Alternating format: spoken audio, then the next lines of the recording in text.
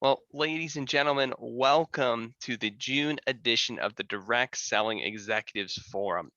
This month, we have three incredible guests from literally across the globe that are participating in the discussion of a product first strategy. Now, before I get into intros and some of the first questions, I want to go ahead and just pause and take a moment and talk about where this product first strategy conversation comes from. And I'll actually stop sharing the screen and we'll bring up all our faces. It's easier to see in a panel and a round table. Tony Solis, who's actually on the line, and we'll share Tony's intro in just a moment. And I actually had a conversation years ago back when Tony was running Pampered Chef at the longevity that I had seen and he as a vendor in space and he had seen in exec roles of companies that lead with the product first versus the opportunity first in their companies. What do we mean by that? Well, there are companies in our space in direct sales and network marketing where if you downloaded the database and looked at who's purchasing, you would see 90+% of the purchases only coming from the active distributors, self-consumption. And you would say, wow, kind of like Ben Horowitz, culture isn't what you say, it's what you do. Amen. So if culture isn't what you say, it's what you do, and all the consumption's only coming from your salespeople, are you really serving any regular customers? And the truth is, we've seen massive brands grow long term and continue to steadily grow day after day, year after year, hit their numbers because they have a strong, plain old customer base. And it's seen by what they do because they have training programs that lead people to go get plain retail customers. They have programs in place that make that a reality.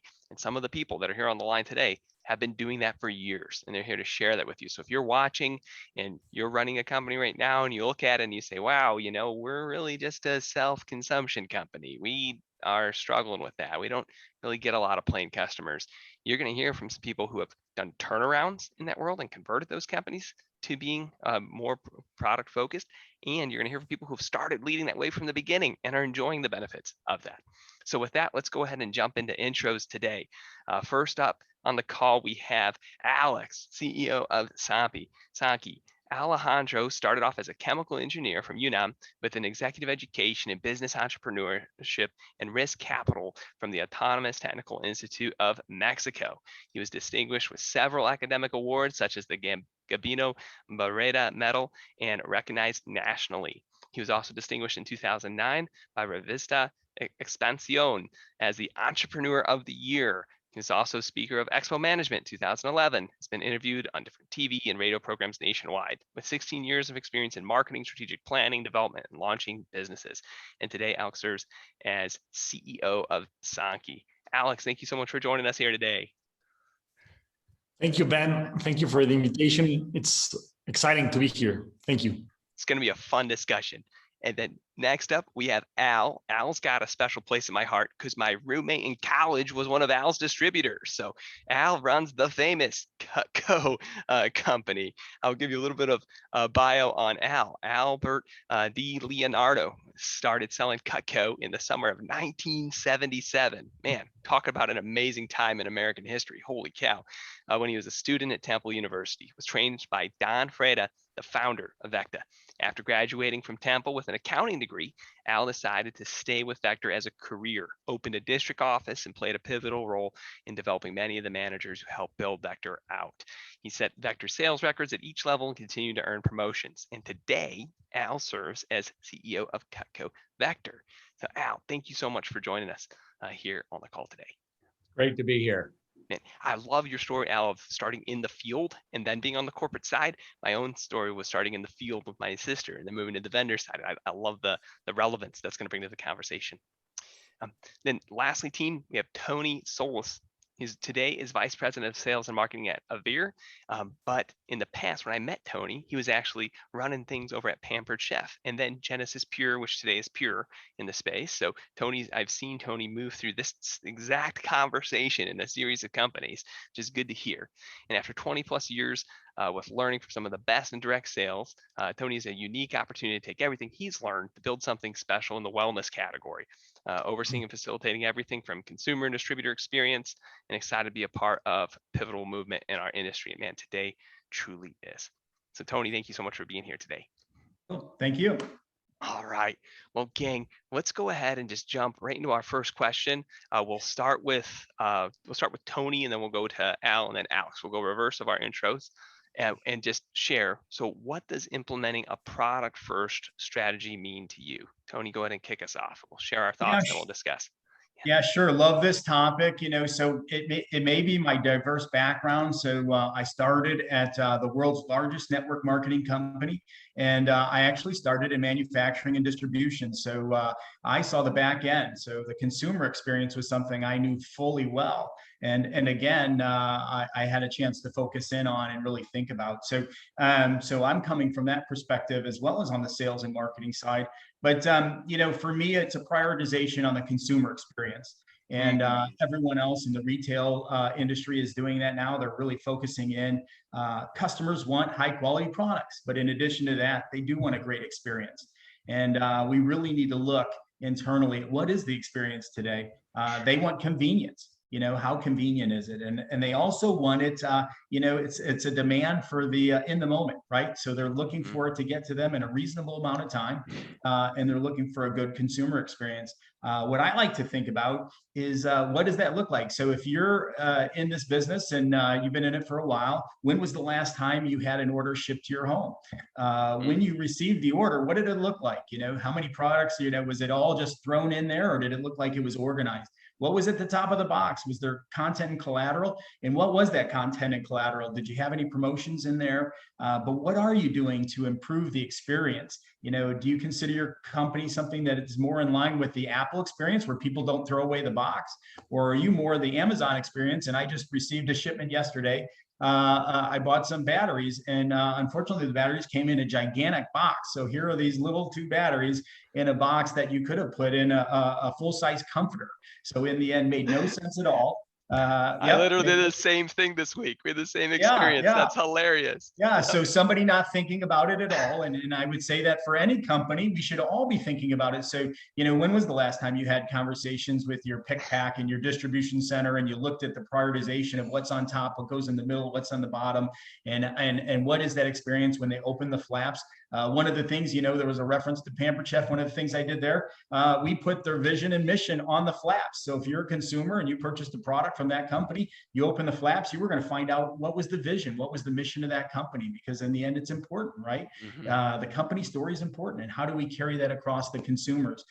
In addition to that, the one last thing I would share, outside of the consumer experience, what does it look like on the phones? I've worked with call centers for the last 20 years, and I found out it's all about the amount of time. If you're reporting on the amount of time to resolve an issue, that may be the wrong criteria for your KPI. What I would say is it's quality time. So what did you do within that time frame to engage, to win the hearts and minds, and to create an incredible experience for your consumer? But if they're worried about trying to get off the phone as quickly as possible, that's not necessarily the right message that we should be sending when it comes to our consumers. But for me, it really is about that consumer experience and how well are we leveraging that. Holy cow, there was a lot of nuggets there. Before moving on, Al or Alex, any thoughts on some of the pieces Tony just shared? Well, what I wanted to add is my experience, like you said, started 43 years ago as a sales rep right around the kitchen table. So I could see the customer's reaction. The Cutco product has been around since 1949. And we started out as a product first company. So we're American made, and we have a culture that puts the end user experience to the forefront. And it's really based on, we have a saying that we're trying to create a truly exceptional experience for our users. And the thrill of the innovation and a strong, clearly communicated thing really does help our business tremendously. We rely on referrals and word of mouth to scale our business. And we consider ourselves a very beloved company because we have raving fans. And when I first started, not everyone knew about Cutco, but now when I mention on a plane ride, people in all the different seats say, I have Cutco. and I love Cutco. So the quality of the product, the commitment to the quality has been there, and our model has always been based on selling the product to the end user. One thing that's so special about your brand, Al, that a lot of other brands have attempted to imitate or copy, or even traditional businesses outside of direct sales have tried to copy, is that lifetime guarantee component too. I've known that just of knowing of Cutco my whole life. The thought of, hey, you know what? We're not only are we this product first company where we are teaching and training our promoters to go out there and serve the end customer directly, but we stand by our product forever. You know, it's kind of the Sears promise from when Sears was a company on your Craftsman wrench, right? Was, hey, if this wrench breaks, we're going to give you another one. And Cutco to this day, your knife shatters or if something bad happens to it, send it in, we'll fix it, we'll get you another one. That promise trickles down and makes all these effects across the whole organization that says, hey, we stand by the product. There's literally no risk to the end consumer. If they have a challenge with the product, we'll give them another one. And that allows you to really create a loyal fan base. Yeah, our guarantee is fantastic, and it just really supports the customer. It's totally around the customer. If 43 years ago when I sold someone Cutco, if they send it back now, they can get it resharpened, refurbished, and they will bring it up to date for many, many, many customers that we have.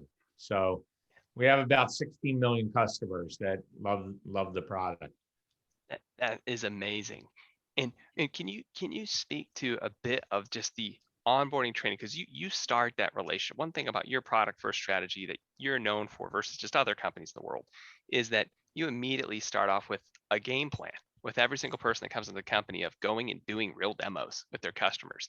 And that was hard to do during COVID this last year. Like everyone who's watching, everyone who's on the stream, everyone's on replay, they all got hit with COVID too. And Cutco had to make some major shifts during that time. So walk through just real quick what you tell people to do in their first 2 weeks in Cutco and the culture of that, so people who don't know can hear about it. And then walk us through what the shift was like this last year, and then we'll go to Alex. Go ahead. Yeah, the major shift that we made is taking our presentation from around the kitchen table, where we would cut tomatoes, rope leather, and cut a penny with the shears. That's part of our presentation to show the quality of the knives. And we went to a virtual presentation. So we started showing people virtually last March when the pandemic happened. We taught our reps how to do it. And I really think because it is a product first company, it really did help our sales, that customers knew of the product. If they didn't have it, they knew somebody that had it. And it's because of all the raving fans that we had out there that customers would buy it without touching the product, without cutting the rope, without cutting the leather, without cutting the penny. And our sales dramatically increased, both in the direct sales line, the e-commerce line, in a big way. And it also helped that everyone wanted to cook at home a little bit more last year, right? Well, that definitely happened. That definitely happened. People were home and wanted to get good quality knives. Hey, I know when I step on the scale, I can tell I've been eating a lot the last year. So yeah, I'm on the upswing. So let's shift a moment now. Sanke's company, for those of you that haven't experienced Sanke before, are amazing wellness products that use Japanese technology. And Alex's family's had a vision for years that's led to this product first culture that literally bets the farm on the quality of the product. And so I want to take a moment in this question and just from Alex's perspective, what do you feel implementing a product first strategy means to you? Thank you. Well, for us, it means everything, because when I started as a distributor 20 years ago, I was part of an opportunity-driven company, and I didn't like the experience. So then I decided to found my own company in 2003, and I ended up with Me Too products because I ended up with OEMs, different manufacturing facilities that could make me milkshakes, juices, vitamins, minerals, weight loss products, etc. And in 2009, I found the answer to my search, and I ended up partnering with a Japanese company that had been developing for more than 40 years a specific technology on longevity. So that's how I started Sankey in 2010 with just one product. Having a red ocean company, I moved from a red ocean to a blue ocean strategy company. And we moved from 90 different products to just one product. And from there, we started growing. So for us, it means everything. And we're a product-centric, product-first company. And it has worked because these technologies really work, and we can show it to our customers. We have we have Japanese micro scanners that can show you a before and after you take the product. And we show you the microcirculation, and you can see how in 15 minutes, this circulation improves in all the cases.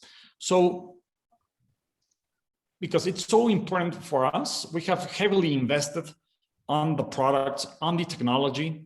We even own the farms where we obtain the natural ingredients to process via a biotechnological process, these technologies and these products that we can send to the end customer. Today, more than 80% of our orders come from raving fans, from customers that love the product. And when I started as a distributor 20 years ago, it was an opportunity-driven company. And I didn't like that because what I've seen in the majority of the cases is that these type of companies are a short-term vision companies. Usually, they don't last more than 10 years. Mm-hmm. So if you're thinking in the long term, if you're thinking on having a legacy company, then you need to start looking for these products that can be innovative, disruptive, and can really solve one of the needs that the customer has. Alex, I love what you just shared because it rolls right into our second question for today and is really important because, I mean, it was your experience is, you know, if you ran into a fellow, our question was, if you run into a fellow executive today and they're struggling because the company they're running is an opportunity first company and they're fearing the same thing you shared, that they're just this rocket ship that's going to and then burn out and fizzle and be done. You know, what do you say to that person that's desiring to change to a product first culture, and where would you even invite them to start? You know, your journey went right to literally the product's formulation and it being, you know, something special that actually had a proven result that you could see in 15 minutes. You know, that's where you had gone, but where do you even start if you look up one day and say, holy cow, that's me? What would you say to that person? Actually, it was me, because before that company, I have another one that I founded in 2003. It operated until 2009, and we ended up being an opportunity-driven company because the products had no difference between the others that already existed in the market. So I think that the issue here and the challenge is to find something that is really innovative, and to find a product, a service, or the way you market it that really stands out from the others. And that's basically what I call value innovation. When you are capable of innovating and offering great value at the same time, that's the foundation of a blue ocean strategy. So you need to think of what you can eliminate, what you can reduce in your company, what you can increase, and what you can create. These four factors are essential to create a value innovation strategy that can end up sending you to a product-centric, product-driven company. It takes time. It's not easy to find. It took me, in my case, 7 years. And part of my story, you know it, I ended up with in a meeting in my office with biotechnology, nanotechnology scientists from France that lived in Japan, and he invited me to visit Tokyo and his facilities and his labs, and I took his word. After he left, I bought the plane tickets immediately, and I was there 3 days after him, and that's how we started Sankey. That's the story. I love it. You got to take action. Holy cow.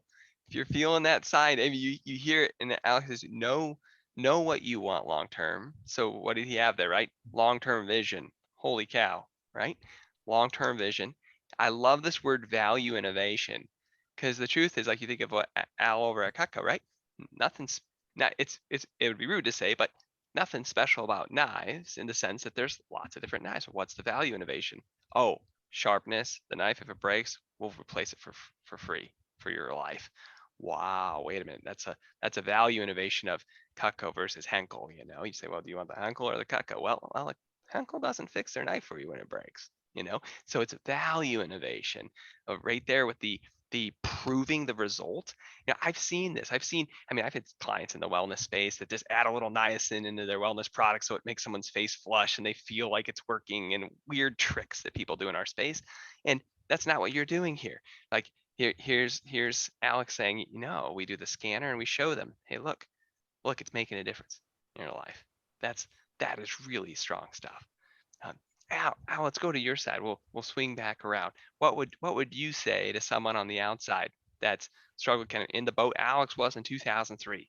From your experience at Cutco all these years, what would you say to them of the first steps to take to shift to a product first culture?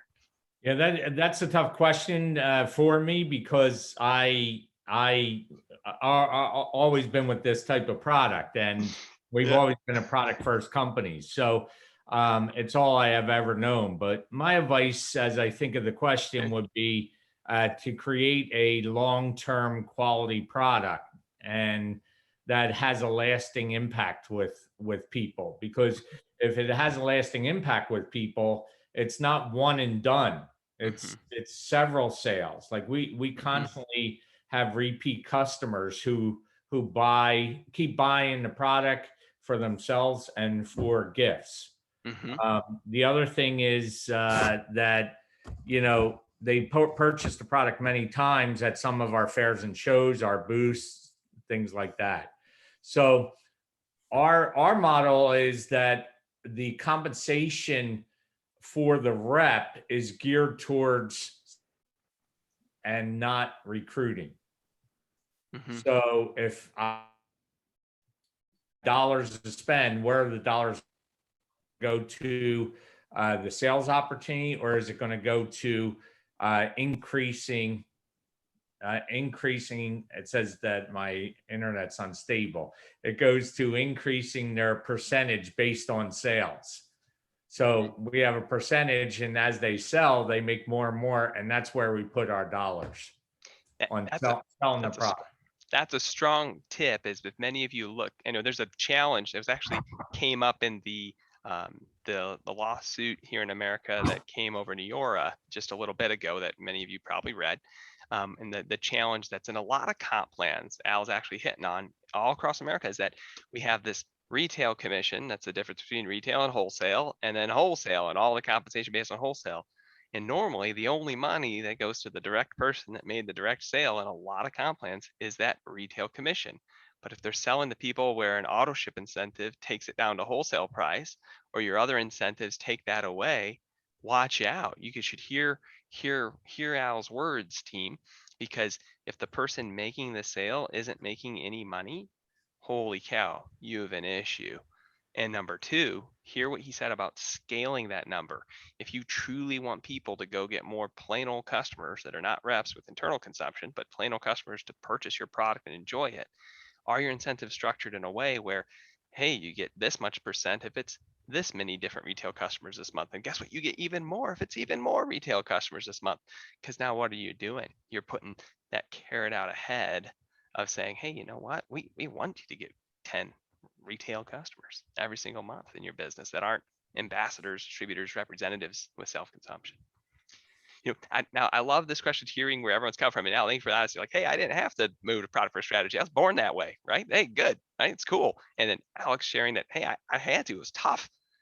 Tony, I know from our previous conversations, you've been inserted into those situations where, like, holy cow, I didn't come from that world, but now I'm in it. What do we do? So what would you share to that person that's kind of in your space? Yeah. Yeah, so I've been invited to many of those burning homes, right? So I've been asked to come on in and help put out the fire and redirect the company. So I can tell you firsthand from corporate roles, and then also prior to Avere, I worked in consulting the last 3 years, and primarily startups, but a lot of turnarounds. And this is a big part of the conversations I've had to have. So I would just take it right at the very front. Your question is, what would you tell them? I'd say first question you need to honestly answer for yourself is, how did you get here? So we have to look back, and we have to look at how we got to this in the period of the company. And I'll tell you, sometimes you need that person on the outside if you can't have that honest assessment yourself. But I would tell you that it really is important, because I have seen some incredible companies with some incredible innovative products. As a consultant, they would ship me their products. They were so excited, saying, Tony, try this product. You're going to love it. I try it for 3 days. I'm like, wow, I feel the results. It's incredible. And then I go on their website, and I don't see a product testimonial. I don't see anyone referencing how the product has changed their life. I don't see anyone referencing the incredible difference it's making for them in their health and wellness, or in their beauty, or in their personal care. What I find is opportunity, right? So how did we get here? Well, we get what we recognize and reward, right? And that goes back to Al's point.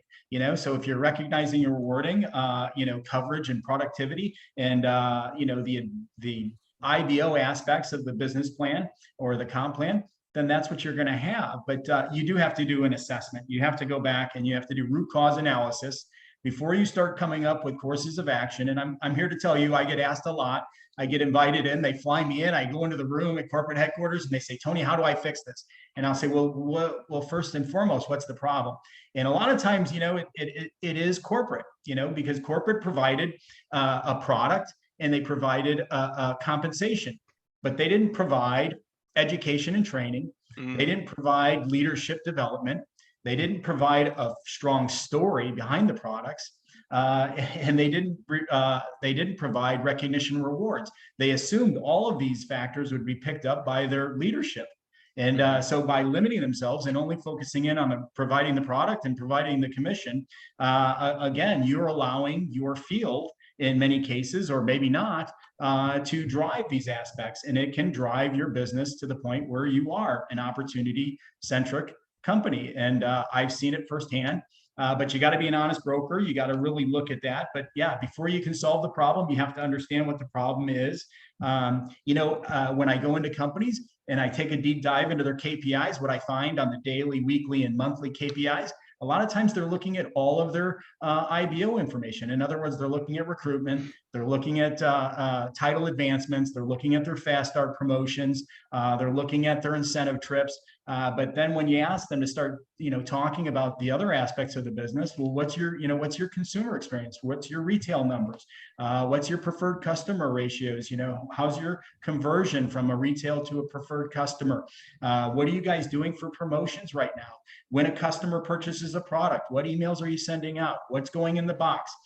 Some of the best companies I see in network marketing, when I open the box for their products, it's not an opportunity testimonial. They have a picture of somebody that loves their product and tells their personal story about the product. It's incredible. I keep them whenever I get them. There's not that many I get, but in the end, when I do get them, I keep them because I'm like, this is incredible, because this is really leading with the product. And I would say there's a lot of companies, unfortunately, out there that are struggling with this. And some of it is because it's not because of what they've done, it's because what they haven't done, which is they haven't built it into their training and education. They haven't built it into the recognition rewards. One of the best companies I saw out there spends half the time on recognition is recognizing individuals that sell the most in any one product. So in other words, they're not recognizing Lucy because she just attained the rank of a director. They're recognizing Lucy because Lucy in the last 30-day period has sold more of this product than anyone else in the US business. And this is what's coming across the screen, and this is what they're talking about. This is what's creating excitement. And then Lucy jumps on and says, here's how I'm doing it, guys. This is how I'm selling this product. This is why I'm so successful selling products. And in the end, that's what carries the story forward, and that's what helps move the ball. But it is a big field, and there's a lot to do in this area, so it's not going to happen overnight. But first and foremost, what do I say to that individual? I say, how did we get here? And have that honest conversation. I love that question. Oh, go ahead, Al. Did you have a thought? Yeah. Oh, the question, how do we get here? It opens up another component that you shared with the box and the card that is just perfect to talk about real quick is that beyond having your planning and your experience for distributor compensation, what is your customer rewards model? I have seen a number of my own clients and people worked with in the space with that postcard on top of the box when the box open. That's if it's one of those kind of, whether it's skincare, weight loss, if it's a before and after situation of, hey, take a selfie of a little postcard, take a selfie of yourself and take an after one in 7 days and send it into stories@ourcompaniesname.com. Right. And what I love about those projects, because they don't put it straight on social media for compliance at times, they want to review these stories, is not only are the clients able to collect all these stories and fuel the best ones into their social media sharing engines for their salespeople and their sales tools, but they incentivize rewards on the customer getting involved and sharing their story back and the conversation back. A company named Beachbody did this very, very well and has the last 4.5 years now with their $1,000 a day challenge of literally saying, hey, if you send in your before and after into the portal and we highlight your story, if you're the one that's highlighted for the day, guess what? We're going to send you $1,000 in cash just as a thank you to the retail customer for just sharing their story and doing a good job losing weight. Other companies I've had as clients give baskets of goodies and gift cards and all kinds of things to one person a month. Maybe you're watching this today and you're like, our company can't spend $30,000 a month on that kind of reward because we're only doing $500,000 a month in revenue total. You're a smaller business. Hey, you can always do one $500 gift card a month and pick your winner of the story. But it's huge to bring them right into customer rewards. Also, the conversation of incentivizing them to reorder. I've seen a lot of traction, and even executives here on this line have programs in place where, hey, if you're on auto ship for 2 months, you get this free shaker bottle. If you're on auto ship at month 4, you get the t-shirt. There's some cool stuff that's going on in the space that's making a big difference. And there was a lot that was just shared there, team. Before we move into the next area, Alex, do you have any additional thoughts you wanted to add? I completely agree with Al and Tony. Maybe one question. A good test for a company should be to ask this question: will I be able to sell this product in a different channel that is not an opportunity-driven channel? I mean, a network marketing channel, distribution channel. Can I be able to sell this product on retail at this price? That's a good question, because when you ask that question, you see the products and you see the price and you see the quality, you say immediately, this cannot be sold in other channel except this one, because there's an opportunity that is pushing instead of pulling the product. It's the difference between pulling and pushing the product. So does it pass the farmer's market test? Like, can you go to your Saturday morning farmer's market in town down at the river and set up a table, slap the product down, and would people pay you for it? Is that what we're saying? Yeah. I love that. That is a great test. Oh, go ahead. And if I could jump in real quick, based on, on Alex's point, that's a great point. And just recently in our history, right, there was a network marketing company that was asked to give up their MLM side of the business. And they were able to do so. Why? Because they had over 3.5 million customers at the end of the day. They had 6 customers for any one, IBO. So in the end, they were able to pass that test, right, and continue the business and go forward. Whereas many may have to close their doors, because at the end of the day, if they're asked just to leverage only their consumer side of the business, only their retail and preferred, they're just not in a position to do that. So it's a great test for many companies, and it's a great question. Are you in a position where the vast majority of your sales are coming from an online consumer, and in the end, you're able to just run on that business? Are you able today to keep the lights on with that business? And if the answer is no, then you have some work to do. That's fantastic. Let's unpack a little bit for those who are here. What have you found to be the hidden benefits of putting total focus on the customer experience versus leading with the opportunity? Like, I think everyone comes to the table thinking, oh, this is going to be good and that's going to be great. And, oh, wow, won't that be wonderful? But then there's those hidden things. You're like, I never saw that coming, but honestly, I love that part. Like, I'll just share before, as you think about it, team, Al's comment about being on the airplane and saying, yeah, I'm with Cutco, and people being like, yeah, you're with Cutco. That's awesome. I love the product. I was on the phone with an executive earlier this week who's with the biggest MLM company in the world, as far as revenue on the DSN Top 100, and he shared that, he had never said this publicly, but the part he always didn't like was when you get on an airplane and he didn't want to say the company he was with because people had all kinds of misconceptions about it. That's special. That's a hidden benefit of a product first strategy versus an opportunity first strategy, which is very evident in the difference between those two companies. Right? Just the saying the A that ends in way. So you get that. So what would you say you found, and we can go to Alex first, then come back to Al, and we'll let Tony end it. Have been the hidden benefits, you would say, just after you got 11 years on your belt now, Alex, on this side of the coin. What did you not expect that you're grateful for? Well, for me, it's about congruency and about certainty to our distributors. Mm-hmm. If you are congruent, I mean, if you do what you're saying you're going to be doing, and if you say that you're a wellness company or a longevity company or whatever, then you need to mean it, because that's my point. And an opportunity-centric company, driven company, is offering money, and money today is a commodity. You can get money in many different forms. So it's a short-term strategy for me if you go for that way. So in one word, I could say that gives true certainty to our distributors that they are really working for something that will last, that will not disappear in 5-10 years. And if you build that certainty, you build on their trust on building with the company, and that creates a culture that is moved around trust, around honesty, around certainty, courage, and all the other benefits that come from being congruent. So it's building on a strong foundation, on having strong roots to sustain the company in the long term. Otherwise, you can end up selling even $1 billion and suddenly you disappear. Why?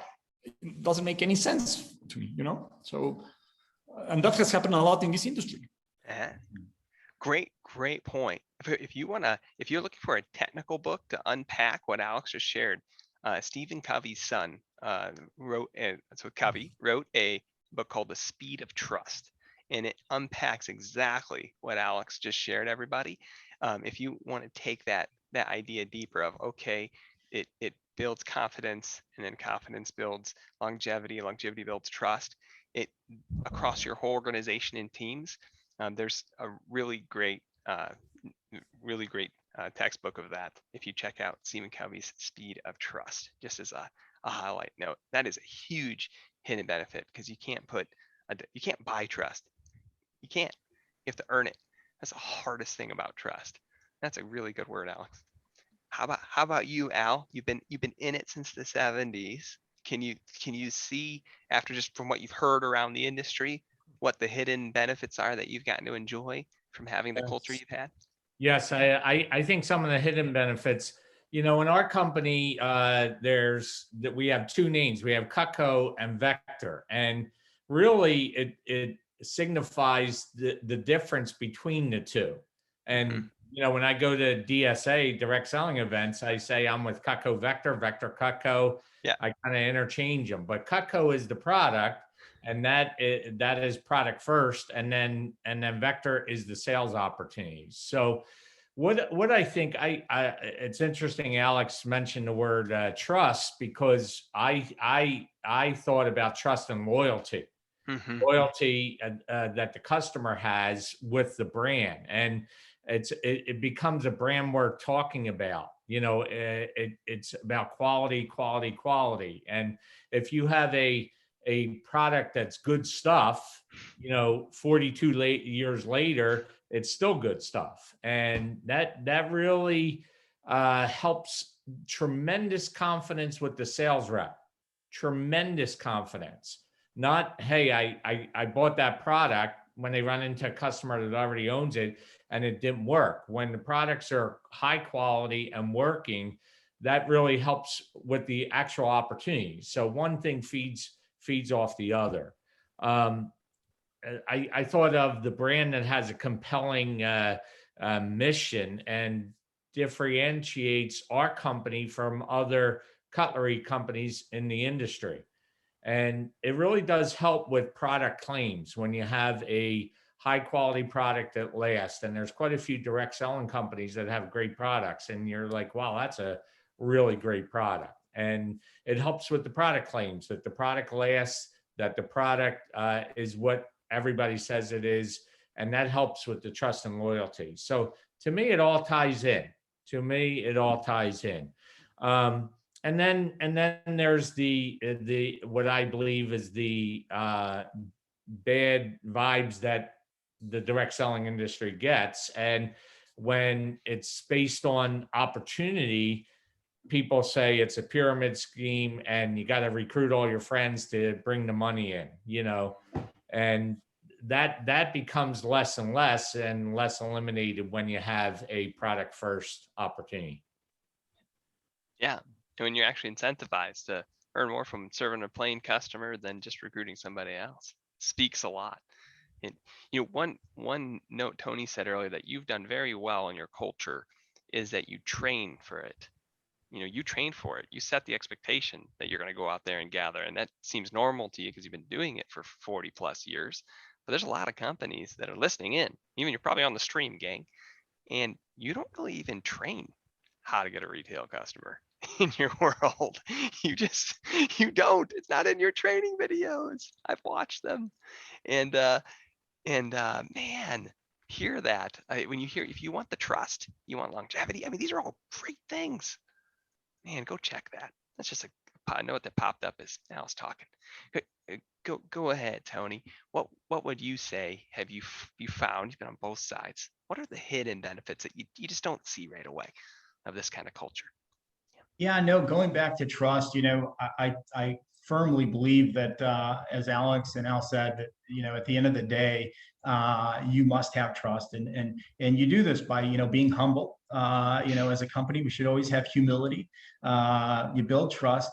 Respect, right? Respect for your business partners, and lastly, belief in the industry that we're in, because it's bigger than all of us, right?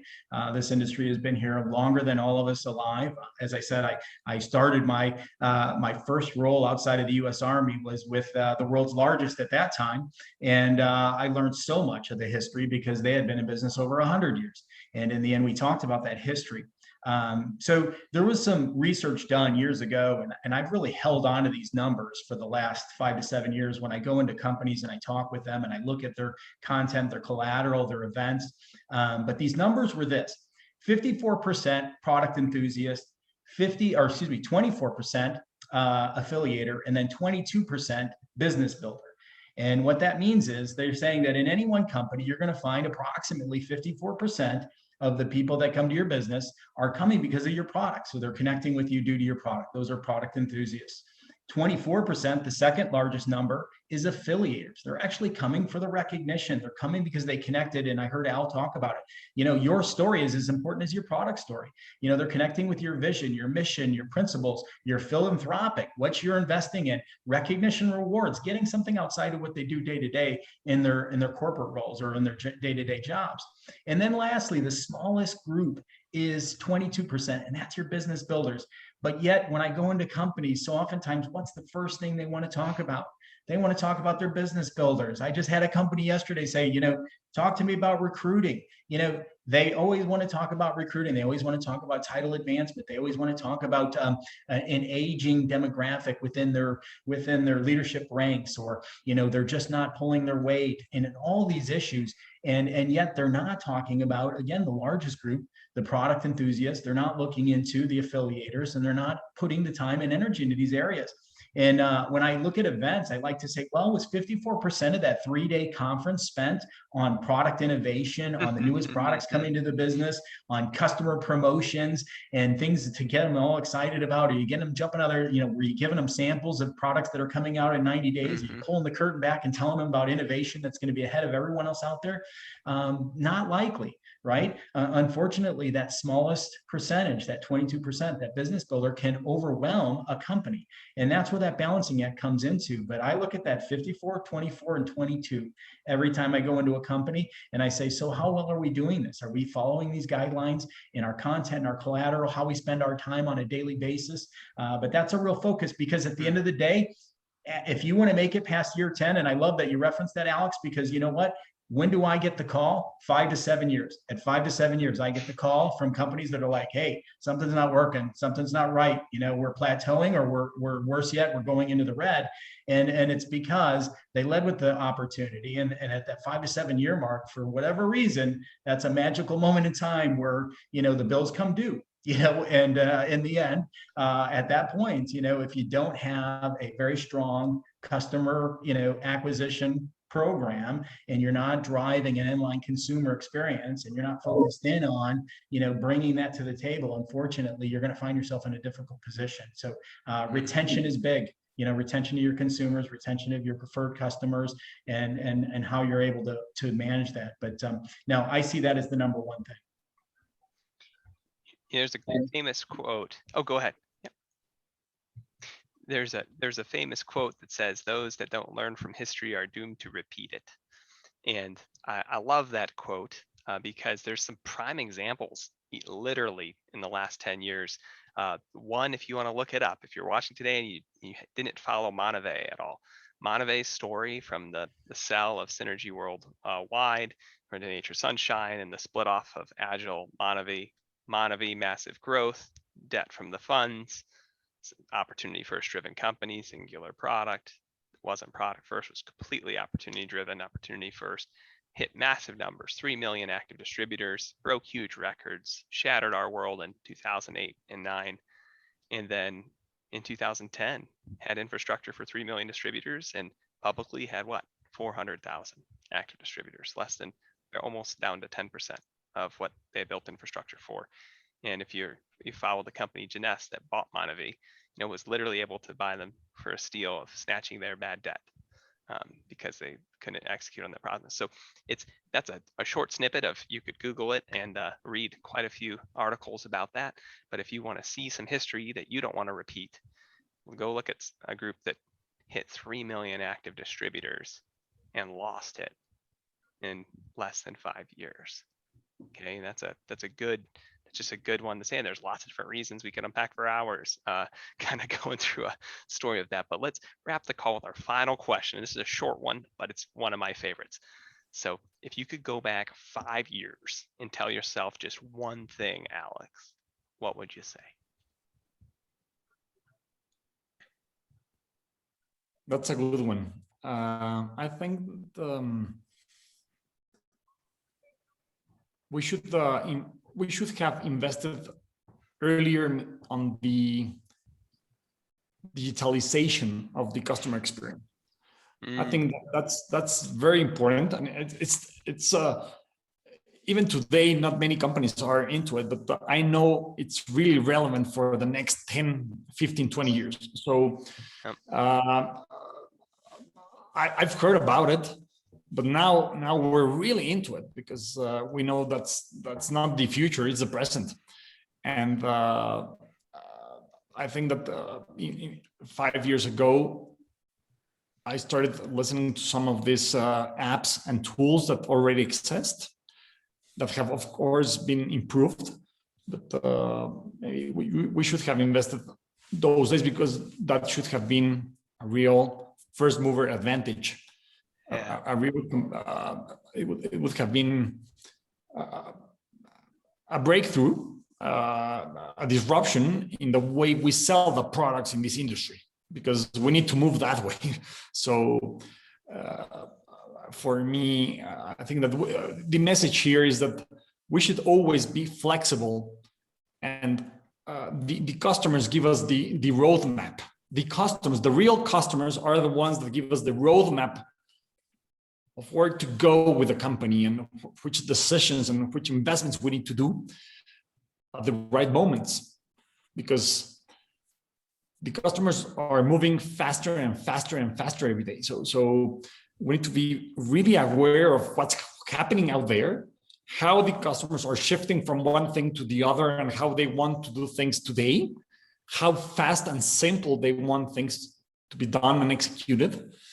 And of course, we have seen it coming, but we need to take the difficult decisions. Sometimes you get immersed with what you're doing, you're being successful. Your KPIs are apparently the best ones ever, but you should always be seen in a 360 degrees vision, you know? So maybe that's what I should have done 5 years ago. It's a solid word. How about you, Al? If you could rewind 5 years, what would you tell yourself? I would say the one thing is to question everything and to challenge everything. I've been in, over 40 years in our business, and I really feel that I'm always growing as an executive. And the pandemic has taught us a tremendous amount about our business model, thoughts that we had that were ingrained in stone. Mm-hmm. But we had a thought that the customer had to touch and feel the product around the kitchen table in order for us to make a sale to the customer.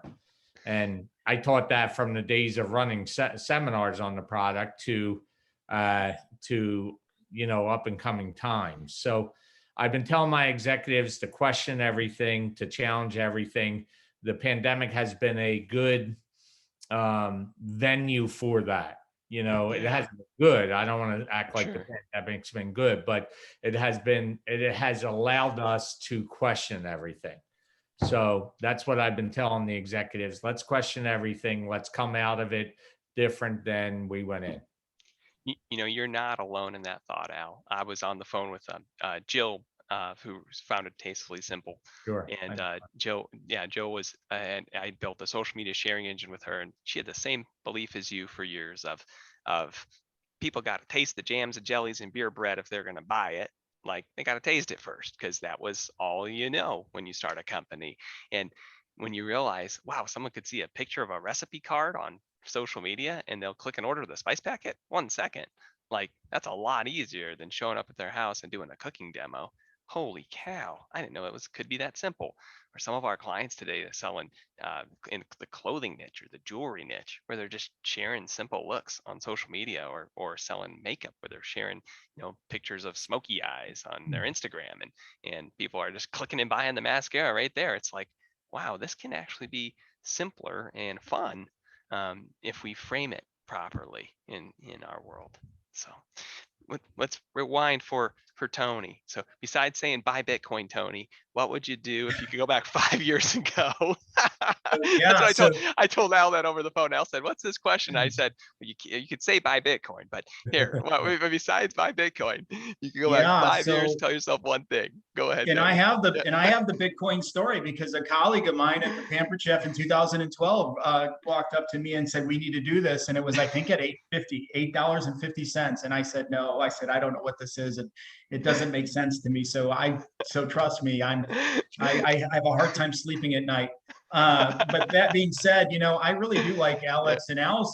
They make it hard for me going last, because I do believe technology, right? So it's all about social selling. I believe that a lot of companies, we're used to the belly to belly. The belly to belly's been the story, for years, and this is how it's done, and this is how we've always done business. And I do believe that we have to change and adjust and have. And it's not about creating just a new approach and just pivoting completely. It's about having additional ways that you can engage the online consumer. So making sure that you have various pathways, not just one, right? Because that one may shut you down. But so those are great. The one thing I would say, I love what you said about question everything. I do that on a daily basis. That's just what I do. But in the end, I would say that for me, it's then once you've questioned everything, it's identifying one thing, right? So just pick one thing. I read somewhere where they said billion-dollar businesses can manage up to 10 things at any one time. But if you're not a billion-dollar business, it's 1 to 2 to 3 things that you focus in on. So I would just say one play at a time. get your blocking and tackling in order, and just tackle one thing at a time, and then look and watch and evaluate and revise and adjust based on the success and or failure of that one thing. But one thing at a time. The one thing I would say is the Hail Mary pass has the lowest percentage of achieving. So it's the lowest percentage play that you can have. So don't try and fix it all at once. Pick one little thing, and the little things make the difference. The last thing I would just share with the group. So oftentimes companies, when they talk about hey, what should I do? They add it to their plate. But what I would just ask companies to do and think in terms of is, if you're in leadership, it's not necessarily what to do more of or to add to your plate. It's as much about, what do I need to take off my plate? So when you're going back to Al's message about, question everything, look at the things that are not bringing back, that are not bringing back a return on investment, or a low return on investment, or that take a lot of effort and energy and for the amount of investment or for the amount of return, and look at those things, because I do believe at times it's about what can I remove from my plate as much as it is about what can I put on my plate. Because once you remove things from your plate, you can find yourself more successful. One thing that helped me with one company, I heard the reference to the number of products, less products, more marketing, right? For every 5 products, we have 1 top seller and we have 4 slow movers. Those slow movers tie up our marketing teams just as much as that 1 fast seller.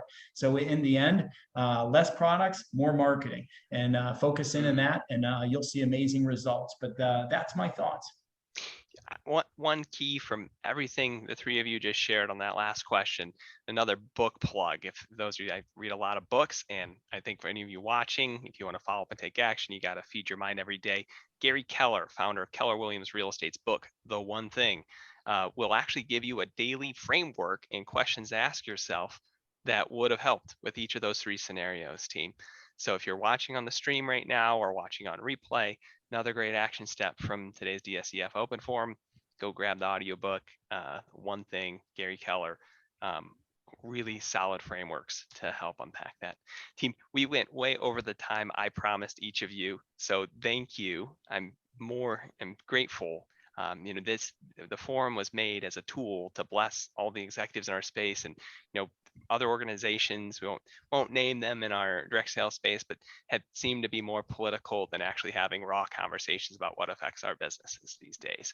And so I'm very grateful just to each of you, to you, Alex, to you, Al, to you, Tony, for taking the time today just to share the real stuff you've gone through in your careers, in your life, with all the executives watching on the stream and the people on replay here at the DSEF. So I really appreciate you. I learned a lot today. We'll get this call transcribed and all the notes posted up on replay to share with the executives who are on the replay as well. But thank you so much for being here today. I appreciate you. Wish you all the best in your endeavors together. All right. Well, have a wonderful day. All right. We'll talk with you soon. Bye for now.